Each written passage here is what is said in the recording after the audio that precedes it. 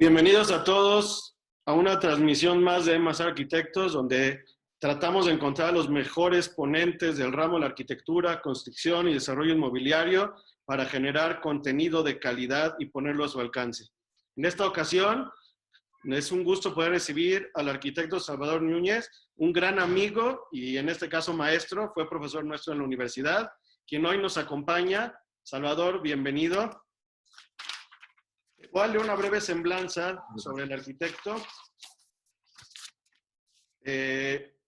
Arquitecto egresado de la Universidad de Anáhuac, también en la University of Southwestern Louisiana, generación 1995. Tiene una maestría en vivienda mínima en el 2015, también por la Universidad de Anáhuac.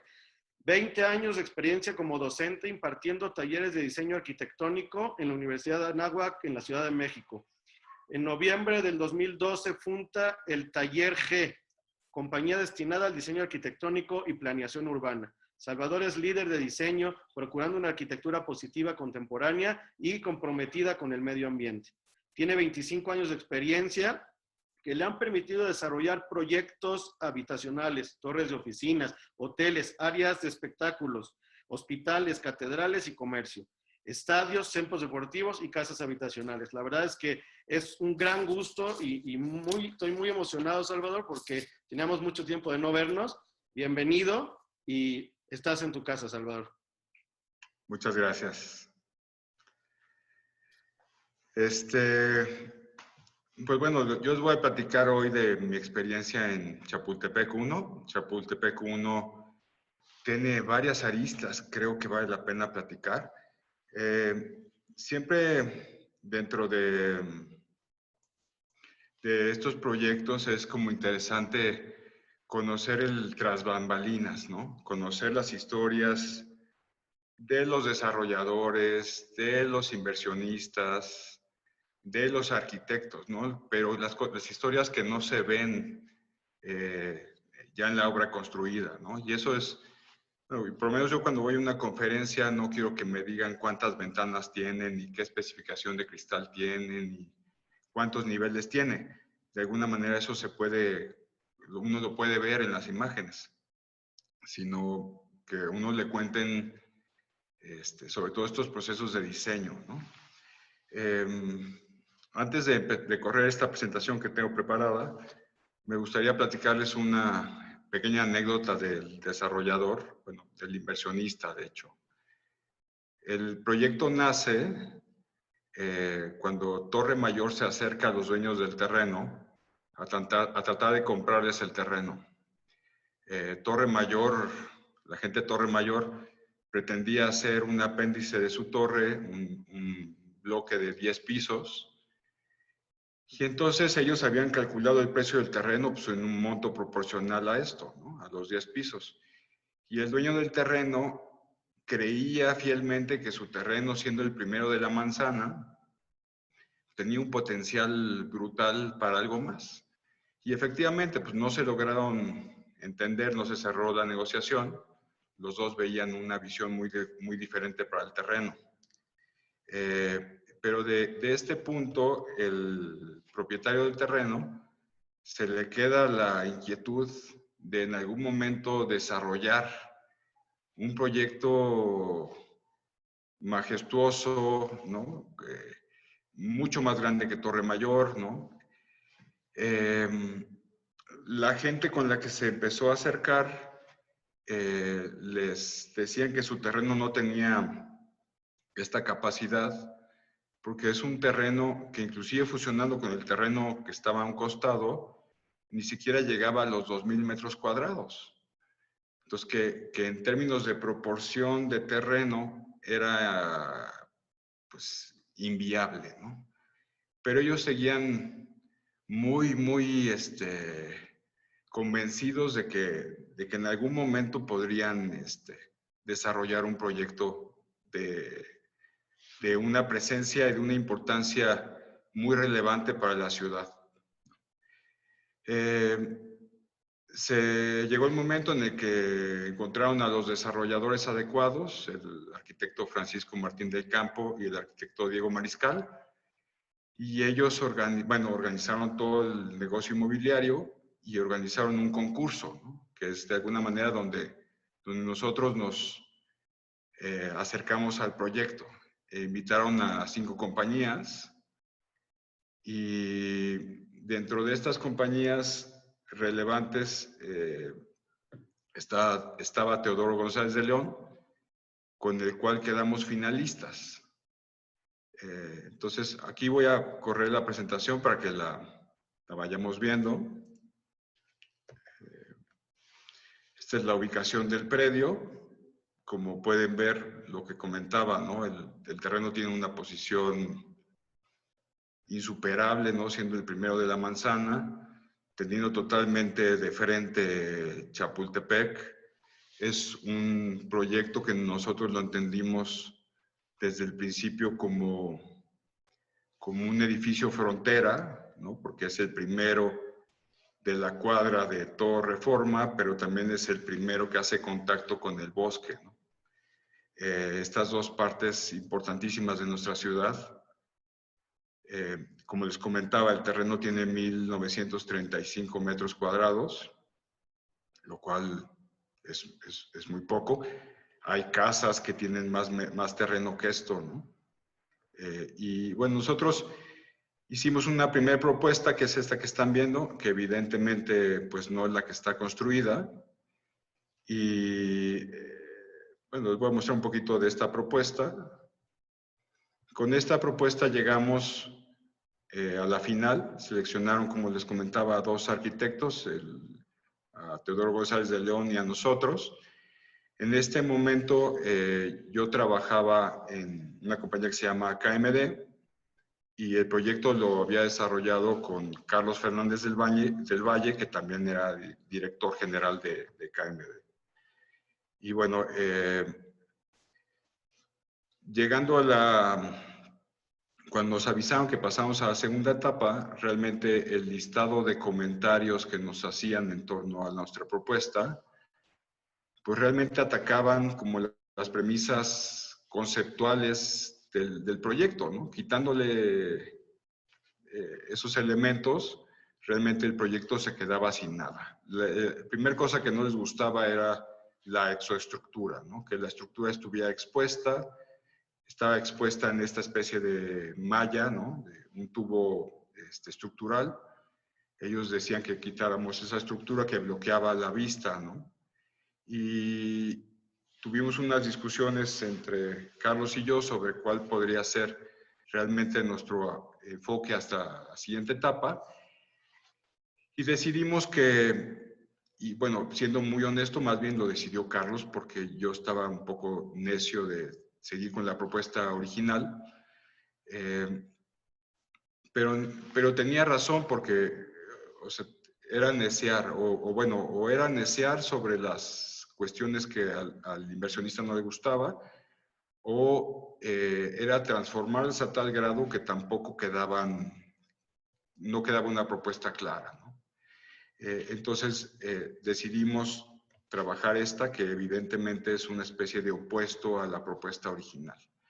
En la propuesta original la geometría era orgánica, aristas curvas, la estructura estaba expuesta. En esta nueva propuesta el bloque es totalmente cristalino, los balcones o terrazas es una pantalla que se adiciona al cuerpo principal, la estructura va por dentro, ¿no? La geometría general es a través de triángulos, ¿no? Angulares. Y bueno, aunque fueron como las premisas básicas para empezar este nuevo ejercicio, ¿no? Que realmente se llevó a construir. Voy a pasar un pequeño video como introducción del proyecto y ya después les voy contando un poco ciertas particularidades del mismo. Vale la pena mencionar que en este momento, bueno, seguíamos trabajando en KMD. A los 2 años de desarrollo del proyecto, entró a hacer un análisis de costos la supervisora o gerencia. En ese momento era Bovis Bendis y resultaba que nuestra propuesta era inviable económicamente. Y entonces KMD, desde la oficina de San Francisco, les dio pavor que los desarrolladores fueran a demandarlos. Entonces decidieron venir a México a cancelar el contrato. Y justo en ese momento, KMD San Francisco sentía que era totalmente inviable poder continuar con el proyecto, ¿no? que las premisas de costo que había que ajustar estaban muy lejos de hacerlo viable. Y en este momento nace Taller G, ¿no? Después de que KMD cancela el contrato del proyecto, los desarrolladores y nosotros, Carlos Fernández del Valle, Maca Ceballos y yo, los tres en ese entonces éramos parte de los directores de KMD, decidimos independizarnos y aventarnos este boleto de tratar de hacer viable este proyecto, ¿no? Y lo logramos, ¿no? Aquí está, una cosa fabulosa. Tengo que aceptar que se me puso ahorita la piel chinita cuando recordaba este momento, ¿no?, crítico en el que el proyecto no era viable y que estábamos tratando de independizarnos para poner todos nuestros esfuerzos en esta torre. Este es un proyecto que llevamos trabajando en él 10 años, ¿no? Justo en este lapso en el que se entrega la primera propuesta y que nos invitan a la segunda, nace mi segundo hijo, ¿no? Ana Paola. Entonces, para mí está como perfectamente marcado en mi vida, justo de ese momento. Inclusive, pues entregamos la primera propuesta, nos avisan que pasamos a la final, nos dan la fecha de la final y yo me tomo una semana de descanso para estar con mi esposa. Nace Ana y regreso al despacho a trabajarlo, ¿no? Entonces, bueno, esas cosas son bonitas, ¿no? Bueno, para mí son fabulosas, ¿no? Quedan también como marcadas, que bueno, el edificio queda marcado en la ciudad, pero para mí queda un punto en el tiempo muy importante.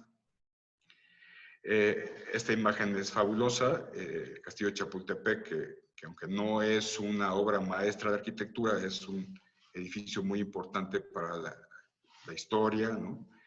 Y creo que la arquitectura en estos pequeños eslabones que va escribiendo sobre las ciudades, pues va construyendo la nueva historia de las ciudades, ¿no? Y va haciendo tangible también la historia de los habitantes que habitamos en la Ciudad de México, en este caso, ¿no? Me gustaría pensar que el edificio tiene el poder de volverse icónico de la Ciudad de México. Creo que no lo es, digo, del país como tal.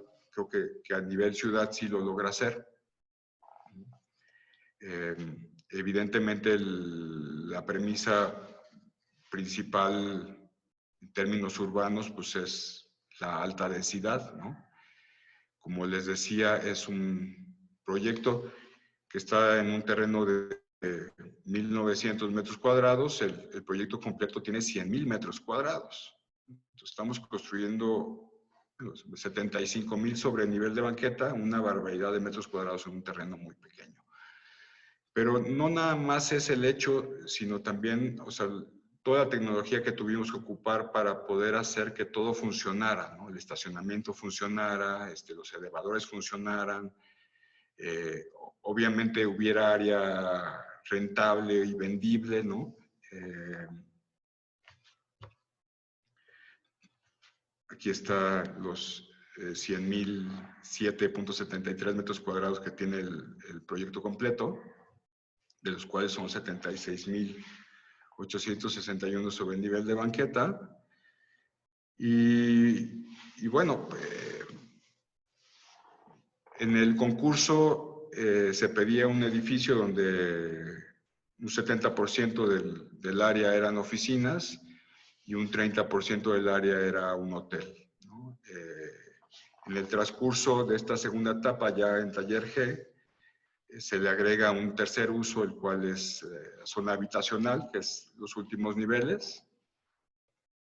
68% de oficinas, 15% de hotel y un 14% de vivienda y un 3% de un restaurante, bar, lounge en el último nivel, ¿no? Esos son los componentes. Vale la pena mencionar que esto en términos financieros, bueno, los usos mixtos creo que tiene muchas aristas que vale la pena como comentar. Primero, en este sueño que tuvo el inversionista, ¿no?, el propietario del terreno, de hacer esta gran torre, si hubiera apostado por hacer pura oficina, ya el mercado no podía absorberla, ¿no? De hecho, el mercado ahorita, después, en este periodo de gobierno y ahorita con la pandemia y todo este rollo, pues evidentemente no hay una demanda muy grande por oficinas, ¿no? Entonces, hubiera sido mucho más grande si todo se hubiera pretendido hacer en oficinas. Lo que decidieron los desarrolladores es tener estos usos mixtos para también tener diferentes esquemas de negocio. Entonces, tienen las oficinas que son patrimoniales, el propietario del terreno se las quedó y las renta.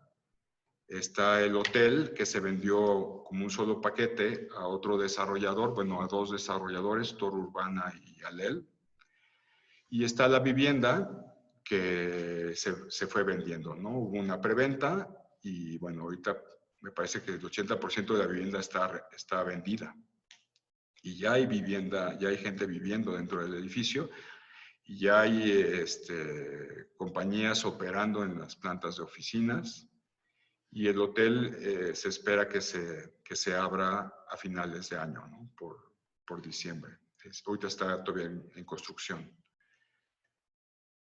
Hay cierta poesía en todo el momento en la obra, ¿no?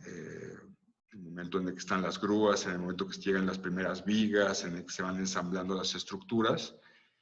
Y poco a poco esta estética va cambiando de esto incompleto a algo terminado, ¿no? Dentro de la presentación quise ir dejando renders, diagramas, fotografías terminadas, porque me parece que es parte de lo que realmente, en términos de arquitectura, para nosotros fue el proyecto, ¿no? Quizás faltan algunas fotos de algunas maquetas. Los hoteles en la redonda, ¿no? Hacía sentido tener un Ritz-Carlton aquí. Son 60 niveles con 241 metros de altura. Cuando se da esta transición y el proyecto, justo en este momento en el que no es viable, el proyecto tenía 260 metros de altura. Y el proyecto pretendía ser el más alto de la ciudad.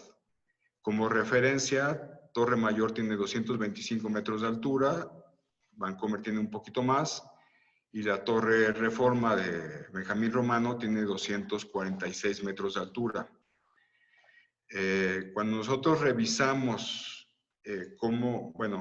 dentro de las premisas que había que ajustar para poder hacer el edificio viable económicamente, estaba reducir su altura.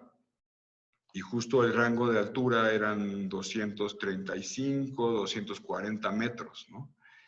Nosotros revisamos el proyecto de Benjamín y encontramos que el doblez que tiene de las paredes, bueno, que son de concreto, pero cuando dobla ya realmente no es concreto, es un fibrocemento,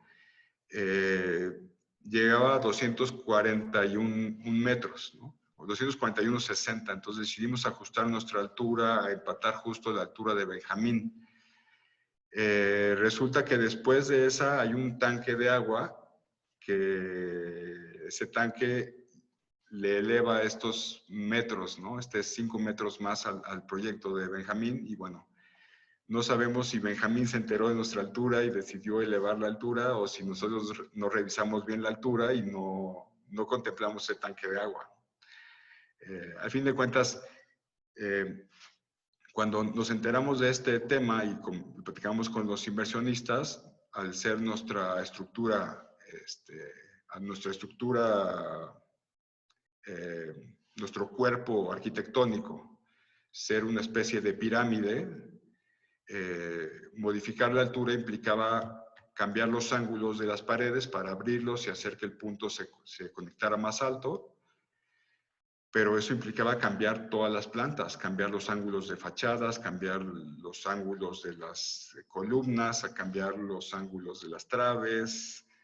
Entonces se decidió que ya no era relevante, ¿no? Ser la torre más alta de la Ciudad de México. Vienen torres más altas, ¿no? Como la de Romero, venía otra de Foster, que no sabemos si vaya a seguir con Grupo Abilia. Entonces, entendemos que esta cuestión de las alturas es una cosa temporal y bueno, pues ya está, ¿no? La vista desde la torre, pues maravillosa, ¿no? Es de verdad una cosa impactante, ¿no? Además, tiene una profundidad brutal, ¿no? Procuramos que el vestíbulo principal de oficinas estuviera a la altura del castillo, ¿no? Entonces, cuando uno está en el vestíbulo de oficinas, la altura de los ojos de una persona de aproximadamente 1,75 le queda perfectamente al cuerpo medio del castillo de Chapultepec.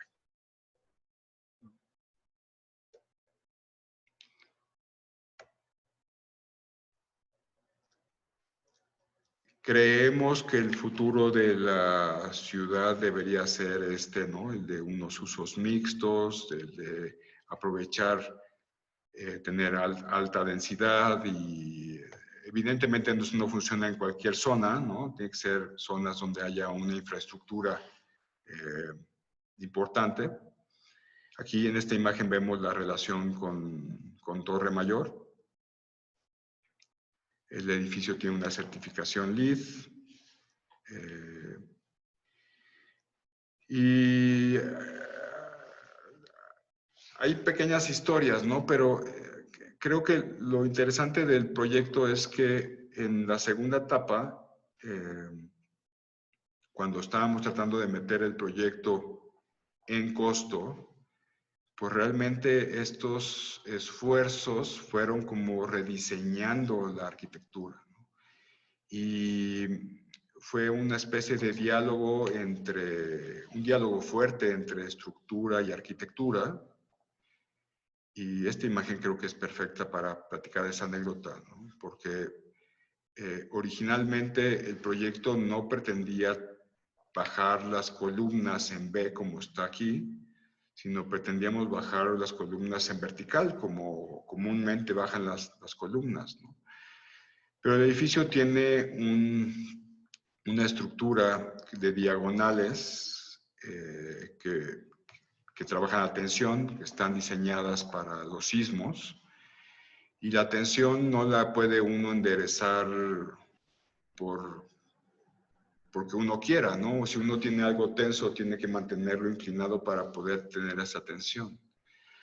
Entonces, originalmente habíamos diseñado unas columnas que bajo un eje vertical eran una especie de cono, tenían un alma metálica, y luego estaban armadas, coladas, y tenían todavía una placa de 10 centímetros perimetral, haciendo una caja de acero. Entonces, eran unas columnas carísimas. Cuando empezamos a revisar los puntos de costo,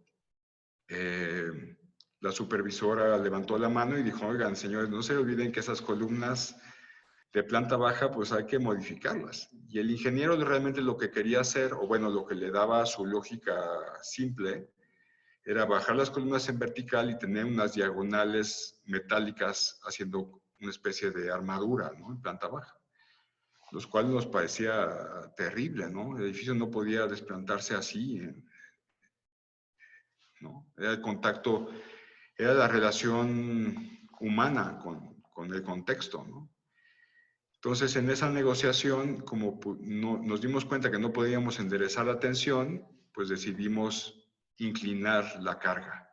Entonces, las columnas están inclinadas para poder bajar de una manera eficiente la tensión y bajan también la carga, ¿no? Y la carga no tiene problema en desviajarse y acoplarse, ¿no?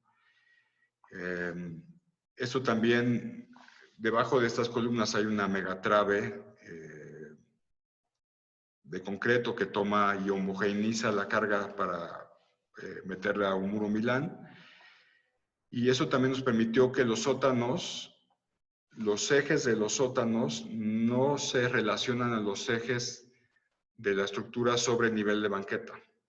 Entonces, con esto hicimos muy eficiente el estacionamiento, ¿no? Estacionamiento son 4 coches, columna, 4 coches, columna, 4 coches, columna, y la parte superior tiene un entreeje de 9.25, que funcionaba bien para el hotel, y funcionaba bien para la vivienda, y funcionaba bien para las oficinas, ¿no? Si hubiéramos bajado el 9.25 a sótanos, hubiéramos tenido espacios muertos, ¿no? Y mucha ineficiencia en términos de cajones, que es un tema muy, muy complejo dado las dimensiones del terreno, ¿no? Aquí logramos ver las diagonales que les comentaba, donde se ve que va viajando va tensándose el edificio, ¿no? Y bueno, el último nivel donde desplanta las columnas en B.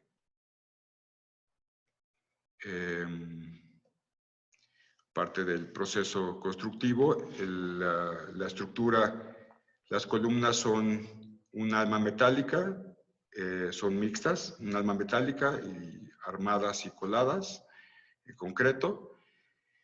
Las traves son totalmente metálicas, el sistema de losa es una losa acero, ¿no? El sistema de estructura es un sistema de un clúster de 3 niveles, un paquete de 3 niveles. Si observan las diagonales, se darán cuenta que cruzan 3 niveles justo, ¿no?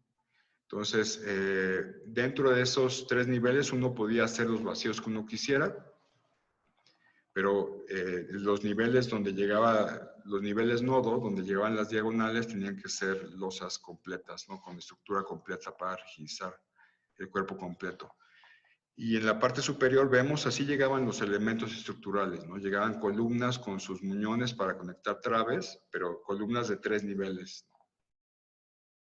El proyecto tiene 36 elevadores, una locura, ¿no? Dispersos en todo el desarrollo. Y llegamos a otro tema en el cual, como les comentaba hace rato,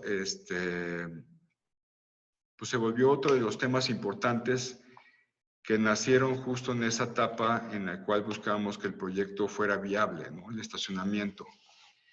En el proyecto original, de los 260 metros de altura, teníamos 12 niveles de estacionamiento sobre el nivel de banqueta y 12 niveles de estacionamiento bajo nivel de banqueta. Esto con la finalidad de cumplir, me parece que originalmente con 2.000 cajones, con 1.800 cajones, que era lo que demandaba el reglamento, más un 20% por su ubicación. Entonces, dentro de las primeras cosas que hicimos, de las cuales me siento muy orgulloso, fue en ese momento la secretaría se llamaba CETRAVI. Fuimos a negociar con ellos y al final en esta negociación nos convertimos en un análisis, en un proyecto piloto en el cual proponíamos la reducción de cajones. Y orgullosamente el éxito del análisis que hicimos le ayudó a la Secretaría a después modificar el reglamento de construcción y ahora no tenemos un mínimo de cajones, sino tenemos un máximo y bueno, es posible inclusive construir un edificio sin cajones, ¿no? En este terreno o esta ubicación en particular, tenemos la ventaja de que tenemos todos los sistemas de transporte muy próximos al terreno, inclusive a ecobicis, ¿no? Y eso facilitaba como una de las excusas, bueno, una de las justificaciones. Pero bueno, esta planta que están viendo es el primer sótano, vemos aquí 8 cabinas, que son los círculos que están en la parte inferior de la presentación.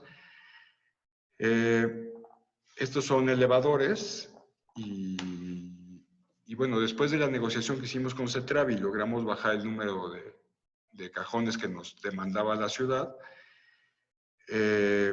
Investigamos un sistema de estacionamiento robótico. Con el estacionamiento robótico logramos bajar de los 12 niveles sobre nivel de banqueta y los 12 niveles bajo banqueta a 12 niveles de estacionamiento bajo nivel de banqueta y solo 3 niveles sobre nivel de banqueta, ¿no? Entonces, con eso realmente fue donde logramos bajar la altura del proyecto, ¿no? Reduciendo cajones. Y este sistema, pues, es un sistema muy eficiente porque no necesita de rampas. Bueno, llegas a un primer sótano y de ahí abajo un robot estaciona tu automóvil. Realmente no lo estaciona, lo apila, ¿no? Como si fuera una caja. Es parte de unas fotos en construcción, son los sótanos. El sistema robótico es como este, ¿no? Hay un carrito que corre sobre unos rieles intermedios y luego va y coloca el coche, ¿no? El sistema nunca rueda el coche, siempre lo carga. Esta es una planta tipo de estacionamiento. Como ven, se ve cajones y columnas, ¿no? Y en la parte inferior se ve la ubicación de los elevadores, ¿no?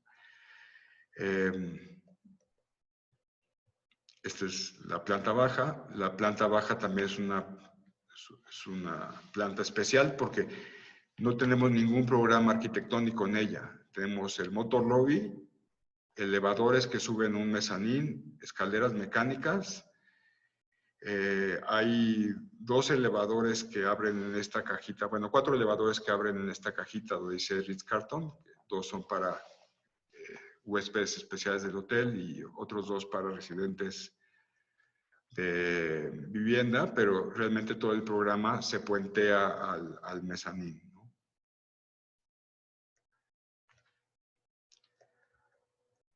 Aquí vemos unos cortecitos. Todo el proyecto estuvo desarrollado en Revit bajo un esquema BIM. Este es el vestíbulo de oficinas. Y este era el vestíbulo de oficinas cuando estaba en obra. Y esta imagen es buena para comentar este siguiente punto que también nació justo en el momento en el que tuvimos que bajar costos. Dentro del el análisis justo para... Y bueno, en estas exposiciones siempre me pasa un poco esto, ¿no? Porque yo sé que ustedes están esperando que se hable del concepto, ¿no? Y ahorita estoy hablando más como de los procesos de construcción. Yo creo en específico en este proyecto que el concepto, el propio desarrollo del proyecto fue naciendo en colaboración con la ingeniería cuando fuimos tratando de solucionar toda esta problemática, ¿no? Fue un proceso más como activo, ¿no? Más que una imposición del arquitecto, fue como un trabajo en el cual poco a poco fuimos descubriendo de qué se trataba el proyecto.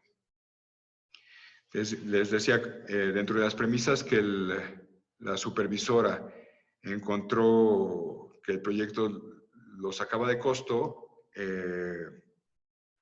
una de ellas era la altura, la más importante. La segunda era la cimentación. Y la tercera era la fachada, ¿no? La fachada realmente nunca hicimos nada para bajar el costo. Quizás la altura ayudó un poco a bajarla.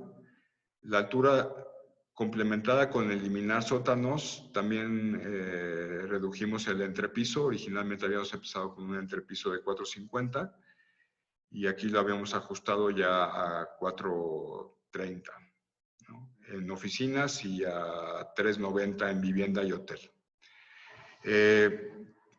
Pero para la cimentación, este es el piso 13, ¿no? La losa que vemos es piso 13. Yo me preguntaría por qué si van a hablar de la cimentación me enseñan el piso 13, ¿no?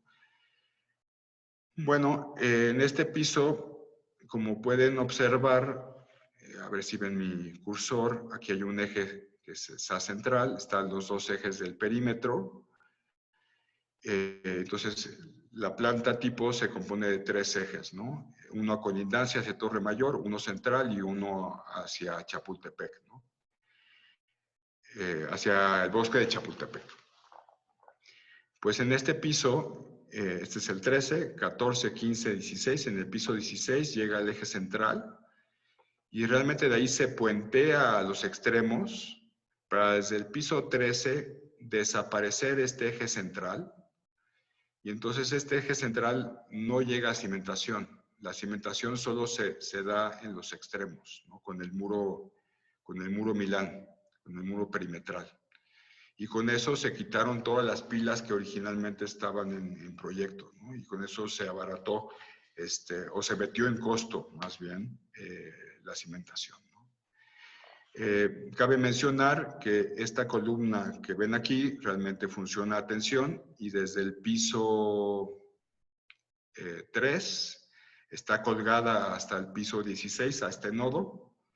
Este tensor funciona para cortar este claro y el claro de atrás para que la trave no tuviera un peralte más alto, ¿no? Para contenerla, pero realmente la carga no baja, está desconectada de planta baja, o sea, la carga sube a para repartirse otra vez, ¿no? Entonces, pues ese elemento es creo que uno de los componentes más sorprendentes, ¿no? En términos de tecnología y de entendimiento de estructura, ¿no? Que tiene el proyecto.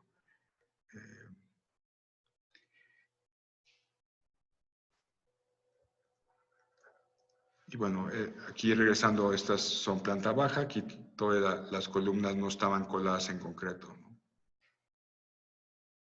Esta es una planta tipo de oficinas, como pueden ver la parte del núcleo está toda balaceada de elevadores, la mayoría de ellas pasan ciegos hacia las zonas de vivienda o hotel, ¿no? O la parte superior de oficinas, ¿no? El hotel, como ya habíamos visto, es un Ritz-Carlton. Son 153 cuartos, con una disposición semejante a esta.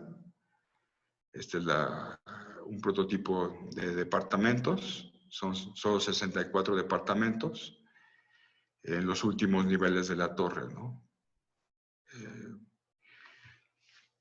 Una de las cosas que nos hizo ganar el concurso,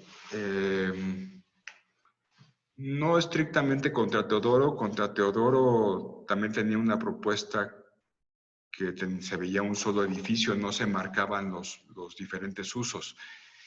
Pero entre los otros concursantes, la mayoría había apostado por romper el edificio en dos diferentes bloques, ¿no? En ese momento, oficinas y luego hacer una transición en el vestíbulo del hotel y luego reflejar un cuerpo superior con un lenguaje armónico con el inferior, pero diferente. Evidentemente esto le rompía el que se sintiera como un solo edificio, ¿no? Le rompía la majestuosidad de ver a un solo edificio elevarse, ¿no? Y bueno, quizás aquí ya estamos hablando un poco más de ciertos conceptos arquitectónicos. Evidentemente el edificio apostó por ser muy cristalino, tiene unas terrazas con esta doble piel que le permite a la gente desde el interior abrir su terraza y estar ventilando a través de esta pantalla que le protege a uno del viento, que también le permite a uno salir a la terraza a 200 metros de altura o 250 metros de altura y pues estar protegido por la pantalla. Esta primera pantalla no es totalmente hermética, tiene unas ranuras de ventilación para que el aire esté moviéndose y no se vuelva un invernadero. Bueno, aquí nos vamos al último componente, que es la vivienda, algunos prototipos, ¿no? En general son prototipos de un metraje bajo, quizás el promedio sea departamentos como estos, ¿no? Entre 100 y 120 metros cuadrados, de una sola recámara, muy amplios. La segunda etapa de diseño nos llevó otros 2 años, entonces en total nos llevamos 4 años de proyecto. Aquí, aunque es un número, ¿no? La proporción de esbeltez es 9.6, que es nada más la división entre el frente y lo alto. Pero aquí nosotros apostamos en esta propuesta por justo jugar con la perspectiva, jugar con este triángulo y hacer que el edificio se vea como se fuga más rápido, ¿no? Se fuga más rápido porque una de las caras está inclinada, esta cara está inclinada, entonces desde aquí ve uno como esta línea que está plomada se junta con esta que está inclinada y pues se acelera esa perspectiva, ¿no? Pero por otro lado, en términos urbanos, este gesto es el más importante porque el edificio se entiende como el primero de la manzana. Entonces, a la hora de entenderse como tal, se entiende como una pasta dura que pretende como abrirse en este ángulo hacia un corredor que viene detrás de él, ¿no? Aquí me voy a meter quizás en un ligero problema, pero a mí en lo personal el Dorito de Todoro me parece un edificio totalmente descontextualizado porque es un edificio que está suelto. Y ese mega desplome que tiene, entiendo que el desplome surge de cubrir el área del terreno que ocupa lo que antes era la agencia automotriz, ¿no? Pero ese desplome le da un frente, le da una serie de inercia frontal, y del otro lado el edificio termina totalmente vertical, y después de ese edificio no hay ningún otro edificio, ¿no? Yo siento que a al Dorito le faltan muchos edificios detrás de él, ¿no? Como que lo siguieran. Y en este caso se siente como esta primer portada, bloque que contiene a los edificios de Reforma hacia Chapultepec, pero desde el bosque de Chapultepec hacia allá, les hace esa introducción, ¿no? Les hace ese embudo, abriendo la boca hacia una lectura de otros edificios, ¿no? Entendiendo que la ciudad no es de un solo edificio, sino una secuencia de los mismos, ¿no? Aquí vemos las terrazas, ¿no? Vemos las megapuertas que se abren a este deck y la segunda pantalla, ¿no? Evidentemente la foto estaba todavía en obra, ¿no? Esta foto está en obra y vemos la fachada toda escurrida de concreto de los niveles superiores, pero tiene cierta belleza esos escurrimientos.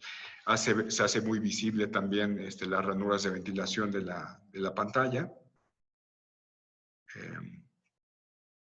Como les comentaba, pues todo el proyecto se modeló exhaustivamente, ¿no?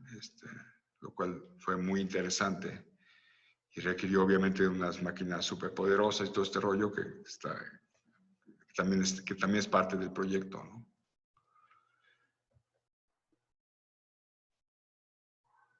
Ahí vemos cómo se va inclinando la fachada con este pliegue triangular, ¿no? Estos de los niveles superiores. Y estos niveles que tienen la Vancomer totalmente frontal y que te asomas de lado y tienes a Torre Mayor y logras ver a Torre Reforma de lado, ¿no? Y ver la ciudad. Creo que son paisajes que no tenemos comúnmente en la Ciudad de México por esta alta densidad, ¿no? Efectivamente pasó algo extraño porque pues estos grandes edificios, todos nos concentramos en una zona muy pequeña de la ciudad.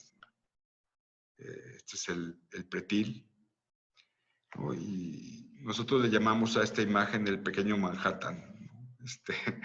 Conformado por solo 4 edificios, ¿no? Pero bueno, es como un bloque súper denso y luego la ciudad se vuelve a hacer plana. Nosotros hubiéramos esperado que el desarrollo de este corredor fuera un poco por esto, ¿no? Fuera edificios altos, edificios interesantes con diferentes propuestas. Desafortunadamente, bueno, el gobierno actual no opina lo mismo y económicamente con la pandemia, pues bueno, me parece que esta visión de lo que podría haber sido la ciudad pues quizás se tenga que pausar unos años, ¿no? Y bueno, las vistas, ¿no? Desde el predio, bueno, desde el terreno. Y bueno, esta es la última imagen, ¿no? El edificio en su contexto se ve a un costado inclusive la estela de luz. Vale la pena mencionar que la estructura de toda la torre, toda la estructura metálica, costó lo mismo que costó la estela de luz. Entonces, o la estructura metálica del edificio costó muy poco, o la estela de luz costó muchísimo, ¿no? Como una especie de referencia irónica. Pero fue una cosa extraña, ¿no? Y bueno, me imagino que la presentación fue un poco confusa, pero ya está. Y bueno, sí, T69 como desarrolladores que incluyen Arquitectoma y el Grupo Marca, Taller G como arquitectura, la estructura la comenzó Arup y siempre supervisada por el doctor Rodolfo Valles, y el doctor Rodolfo Valles ahorita es director de WSP y la supervisora, ¿no? Que empezó siendo Bobis Lendlease y luego fue nada más Lendlease y al final terminó siendo Bobis y bueno, es el equipo con el que se desarrolló el proyecto. Y sí vale la pena mencionar que estos tipos de proyectos pues no es el de un solo arquitecto, sino que hay una colaboración de muchísima gente trabajando y muchísimos equipos de especialistas trabajando.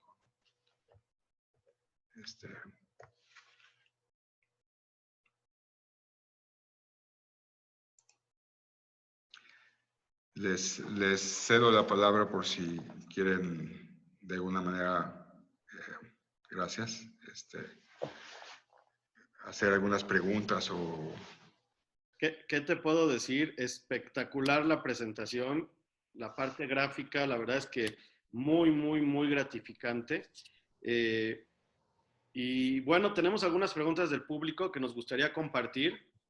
Primero, bueno, ya nos platicaste cómo fue la transición de KMD a Taller G. Ya nos platicaste. Y luego nos preguntan de cuántas personas está conformado tu taller, cuánto tiempo se necesita para ejecutar un proyecto de esta envergadura, de esta magnitud. Nosotros en el despacho somos, bueno, primero somos 3 socios, ¿no? O sea, el despacho es Carlos Fernández de Valle, Maca Ceballos y yo. Y tenemos 35 personas trabajando, que afortunadamente el día de hoy, con toda la pandemia, seguimos trabajando los 35, ¿no? Entonces, nos sentimos muy afortunados de poder seguir. El proyecto, como decía, de que empezó en el concurso a que terminó, pues han sido 10 años. Bueno, y todavía no termina, ¿no? Porque todavía hay detalles que están en obra y todavía hay boletines y llamadas y ir a revisar que el granito o el mármol sea el que se especificó y cosas de ese tipo. Yo creo que en este proyecto en particular había una carga de experimental, ¿no? Las dimensiones del terreno hacían muy complejo el desarrollarse una torre de ese tamaño. Hay una anécdota muy bonita y muy gratificante para nosotros como arquitectos. Justo en el momento en el que la supervisora levanta la mano y dice no es viable económicamente, bueno, pues ustedes se imaginarán, nosotros como arquitectos pues dijimos ya de seguro recibimos por lo menos una mentada de madre, ¿no? Por lo menos, ¿no? Yo hubiera esperado eso. Y hubiera esperado que nos corrieran del proyecto, ¿no? Por no haber logrado hacer un proyecto que estuviera dentro del costo. Evidentemente estábamos aterrados. Y entendiendo que las premisas más importantes de costo eran estructura, pues nos sentamos con el estructurista, vino la gente de Arup, trabajamos con la oficina de Londres y vinieron a México a un workshop, a un taller, y nos sentamos a ver qué cosas podíamos modificar.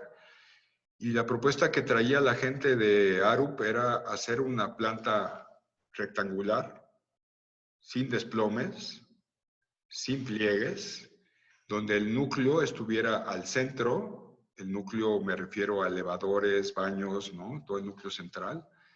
Y fuera un núcleo rígido, ¿no? Entonces hubiera una simetría total en la planta y en el alzado. Entonces, cuando nosotros vimos que el proyecto se podía convertir en eso, ¿no? Una torre común y corriente, pues nos dio pues un segundo terror, ¿no? Porque ya estábamos asustados de que la reacción del cliente fuera muy agresiva y luego cuando enseñábamos que lo íbamos a tener que convertir en un proyecto convencional, Peor. ortogonal, pues si se nos venía el mundo encima. Y pues, presentamos esto a los inversionistas, ¿no? El estructurista presentó su visión del proyecto y cuando terminó, el inversionista se levantó y le dijo, muy bien por su análisis, pero no sé qué tengan que hacer, yo no soy estructurista, pero tienen que hacer viable la propuesta del arquitecto, porque el arquitecto, queremos construir ese proyecto, nuestro sueño es esa visión que tuvo el arquitecto. Y eso rara vez pasa, ¿no? Entonces nos sentimos muy afortunados de haber tenido a los desarrolladores que tuvimos y a los inversionistas que tuvimos, porque efectivamente, gracias a ese sueño que no se quitaron de la mente, de hacer un edificio especial en ese lugar, pues se logró, porque de otra manera no hubiera sido viable, ¿no? Y nos preguntan también, ¿qué sucede cuando llegas a realizar un proyecto de esta importancia y tamaño? ¿Te llenan de proyectos más pequeños? ¿Cómo lo manejas? Mira, yo honestamente creo que terminamos Chapultepec 1 en un mal momento, ¿no? Desafortunadamente la inercia de Chapultepec 1 en otras circunstancias políticas y en otras circunstancias, en este caso de la pandemia, ¿no? Pues hubiera sido una inercia muy positiva para estar desarrollando otros proyectos de esta escala, en otras ciudades o en la misma Ciudad de México, ¿no? Traemos otro proyecto un poquito más pequeño en Monterrey, que trae otro ritmo, trae un ritmo lento, ahí va un poquito, esperemos se acelere pronto. Pero sí, o sea, los proyectos que traemos ahorita son proyectos de 20 niveles, ¿no? Que no son chicos, ¿no? Pero sí es un cambio muy fuerte de esta escala de proyecto a regresar a proyectos normales. Y hay que entender que pues, en la Ciudad de México tampoco hay 80 torres de 60 o 70 niveles, ¿no? Hay pocos. Entonces era de esperarse que efectivamente, pues después de esto hubiéramos que regresar a otra escala, pero creo que afortunadamente este regreso a otra escala también te ponen otros retos, ¿no? Como arquitecto. Inclusive, yo creo que remodelar una casita te mete a otro reto diferente, ¿no? Otra escala. Y creo que la arquitectura, digo, evidentemente este proyecto, ¿no? El tamaño, la posición, la ubicación, todo se daba para que se hablara de algo macro, ¿no? Pero creo que la arquitectura no debe de medirse normalmente por su tamaño, ¿no? Sino por su calidad. Hay el pabellón de Barcelona, ¿no? Que es una cosa chiquititita, que ahí tiene más área exterior que interior, inclusive, creo. Y es una joya de la arquitectura, ¿no? Entonces, es más, yo no creo que Chapultepec 1 esté al nivel del pabellón de Barcelona. Claro, las escalas no necesariamente son o significan la importancia del proyecto o sus repercusiones en la arquitectura. Otra pregunta que nos hacen es, ¿tu trabajo en la docencia en la universidad ha generado algún impacto en tu trabajo profesional, en tu forma de diseñar o incluso en la ideología con la que diseñas? Y le agregaría yo, porque también lo están haciendo y coincide con lo que mencionaste. ¿Cómo impacta tu familia en tu desarrollo profesional? Ahorita que nos comentabas que nace tu hija cuando está en medio de este proyecto y dices, wow, me marcó como profesional también. Sí, claro. Pues creo que uno no nada más es arquitecto, ¿no? Uno es una persona que tiene una vida completa. Para mí, mi pasión por la arquitectura, mi pasión por correr, mi amor por mi familia, ¿no? Son una sola cosa. Extrañamente son una sola cosa, ¿no? Estoy trabajando y me hablan y, bueno, ya, no sé. Para mí es difícil como separarlo. Eh,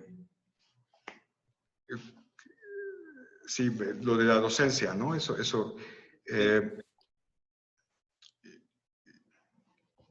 Yo cuando empecé a dar clases,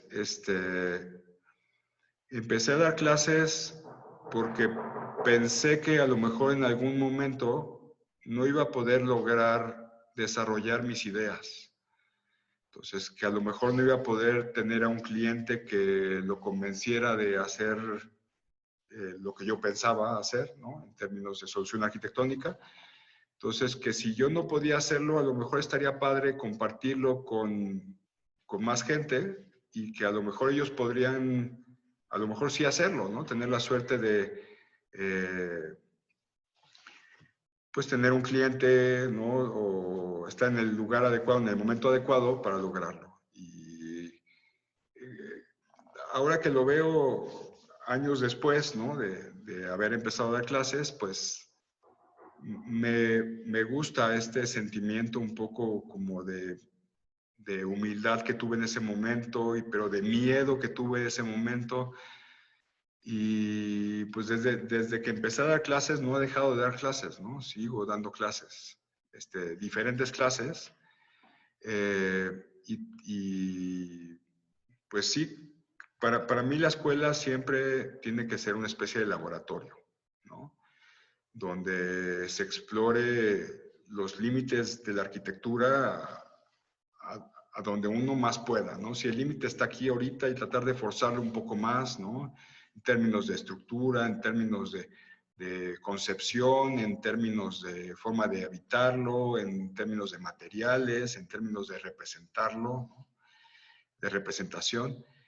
Y la escuela me parece a mí eso, ¿no? Tanto para mí, ¿no? Yo voy a ese laboratorio y exploro eso. Me gusta no ir a la escuela con una solución ya en la manga, ¿no? Y decir, esto se hace así, sino ir con la mente abierta a explorar al laboratorio, ¿no? Y sí, muchas de las cosas que pienso en la escuela, cuando regreso al despacho, pues se aplican, ¿no? Otras no, otras todavía están en la utopía de alguna manera en la escuela. Es parte de esa experimentación también que tienes y tienes esa capacidad de tenerlo dual, por un lado en la escuela y llevarlo al trabajo y viceversa también a veces. Claro, claro. Pero, y también con los años de experiencia, ahora que volteo, pues sí se han construido algunas cosas, ¿no? Que tienen sus retos, ¿no? Retos importantes. Edificios con volados de 40 metros, la Arena Ciudad de México que tiene pues, el pensar en tener un espacio para tanta gente reunida en un solo lugar, pues es brutal, ¿no? Y pues no sé, creo que como tú decías, la escuela es el laboratorio, pero no por eso quiere decir que fuera es como mi espíritu, ¿no? Mi espíritu es ese espíritu de experimentación. Entonces, fuera de la escuela, en menor medida, porque tienes un presupuesto, porque hay estructuras, porque hay tiempos, ¿no? Porque hay cliente que también opina, ¿no? Que tiene su visión y que hay que compaginar la tuya con... Y por eso quise también quizás empezar con esa especie de antecedente, ¿no? De este proyecto que no tiene nada que ver con el final, Porque primero pues es un homenaje a ese proyecto que no se construyó, ¿no? Y segundo, pues la arquitectura no nada más es como el arquitecto le impone, ¿no? O sea, en este caso, este proyecto pues fue leer lo que realmente el cliente apostaba y tratar de darle una solución arquitectónica al cliente al mismo tiempo que uno entendía que el cliente final en este proyecto en específico además es la ciudad, ¿no? O sea, porque sí creo que es una pieza que tiene una injerencia muy importante en la imagen urbana, ¿no? Nos pregunta Ángel Olvera, ¿a través de qué tecnología se logró la certificación LED o LEED?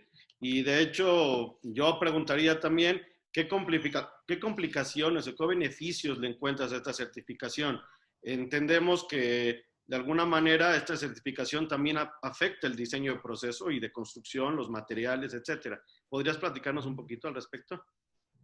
Pues mira, la certificación a nosotros nos ayudó a ir llevando como un monitoreo de todos sus componentes, ¿no? Revisar que la especificación de cristal estuviera dentro del acorde de lo que te pedía LEED o los equipos o cuando hicimos el modelo energético de las terrazas, ¿no? La ganancia térmica. Entonces, para mí creo que el que esté certificada más que el documento es como este checklist que te ayuda a ir tocando tema por tema, ¿no? También creo que la certificación es un documento, esta certificación LEED, un documento que fue diseñado para la arquitectura norteamericana. Y hay unas cosas que están descontextualizadas para la forma en que construimos o nuestra industria, ¿no? Que no necesariamente, pues no necesariamente aplican. Entonces, eso tiene cierta complejidad, pero yo creo que el monitoreo es importante. Y bueno, la tecnología que se ocupó, o sea, pues son tecnologías, ¿no? En plural, porque está el aire acondicionado, está, decíamos, el trabajo con nuestro consultor de cancelería, que en este caso fue Vitrocanceles, está, pues es que todos, ¿no? El trabajo con el eléctrico, el trabajo, exacto. O sea, entonces, cada especialidad tuvo que ir revisando. Sí vale la pena mencionar que como director de orquesta, ¿no? Que vas revisando todo el trabajo, vas amalgamando todo el trabajo de los demás ingenieros, pues sí tenemos injerencia en todos, pero hay un punto en el que el especialista pues es el que sabe del tema, ¿no? Y bueno, ya voy a hacer la última pregunta porque estamos un poquito ya rebasando los tiempos. La pregunta sería, hay una frase que compartiste con nosotros. La arquitectura debe de asumir el reto de renovar la imagen urbana, repensar la forma de habitar del ser humano y adecuarse a nuevas tecnologías, hacer ciudad. ¿Tú crees que hoy Taller G, en este caso Salvador, y el edificio Chapultepec 1 asumen ese reto? Orgullosamente y con la piel chinita, sí protesto, ¿no? Sí, creo que lo logramos. Eh, eh, a mí siempre me preguntan, y sobre todo en la escuela, ¿no? Los alumnos, ¿qué se siente terminar un proyecto? Mi respuesta es, no se siente nada. Yo no sé si soy un insensible, pero termino de ver un proyecto, me paro y lo veo y no siento nada. Y creo que tiene cierta lógica, o sea, porque lo he meditado. Me emociona más ver la primera maqueta, ver el primer render, ¿no? Pero ya que viste la primera maqueta, viste el primer render, yo modelo directamente los proyectos en los que trabajo, ¿no? Entonces voy viendo cómo se va construyendo, cómo se va elevando, le voy quitando, le voy poniendo, voy cambiando la proporción, voy ajustando el ángulo, voy integrando el conector, el detalle. Entonces en mi mente ya los vi. Yo ya no necesito verlos terminados para ver cómo iban a funcionar. Yo más bien como que los reconozco, voy y los veo, ¿no? Es más fácil reconocer cuando algo no quedó como tú lo pensaste, ¿no? Ah, eso no era así, eso lo hicieron mal, o me cambiaron el material, o el ángulo me lo tuvieron que cambiar porque no se calculó bien un peralte de una trave o algo, ¿no? Digo, Claro, no quiero decir que todo sea culpa de... con ese ojo crítico de Sí, arquitecto, con esa visión de la historia, es muy diferente cómo lo visualizas. exacto. Pero en este caso muy particular, cuando de repente salía a correr, me gusta mucho correr en Reforma, ¿no? Es la transición de correr en Bosque de Chapultepec y salir, encontrarte el corredor en Reforma y luego llegar a Bellas Artes, el centro histórico, toda esa transición entre diferentes, diferentes ciudades de la Ciudad de México, ¿no? Eh, bueno, y comentaba, ¿no? Y veo en la perspectiva Chapultepec 1, sí me sorprende. Me siento muy orgulloso del proyecto. Me encanta cómo se integra la ciudad. Creo que esa fachada lateral que veíamos antes de Torre Mayor era malísima, ¿no? Porque no era como la fachada adecuada que tenía que dar hacia Chapultepec. Creo que le modificamos esa fachada de corredor. Creo que funciona muy bien. Me gusta mucho, disfruto mucho de cuando corro y veo que alguien está parado viendo el edificio, tomándole fotos, ¿no? Y dejo de correr y me voy despacito y los escucho un ratito, ¿no? Me gusta mucho ver, sentir como nuestro trabajo, ¿no? El trabajo de Taller G le regaló a los habitantes y a los visitantes este edificio, ¿no?